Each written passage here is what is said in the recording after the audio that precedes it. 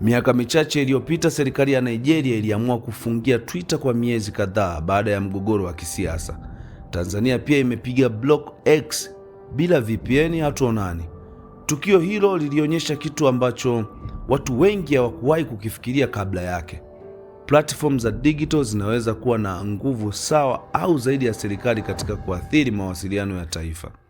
Hii ndiyo maana leo wachambuzi wa geopolitics wanaanza kutumia neno jipya, digital colonialism. Colonialism ya zamani ilikuja na meli, ilikuja na ramani, ilikuja na jeshi, lakini colonialism ya leo inakuja na apps, inakuja na cloud storage, inakuja na data centers, na mara nyingi haionekani mpaka ikiwa too late. Lakini hapa ndipo story inabadilika kwa upande wa Afrika, kwa sababu tofauti na rasilimali za zamani ambazo zilichukuliwa bila Waafrika kushiriki kuzalisha, data ya leo inazalishwa na Waafrika wenyewe kila siku. Kila message unayotuma, kila video unayoangalia, kila location unayowasha, kila search unayofanya, hiyo yote ni data.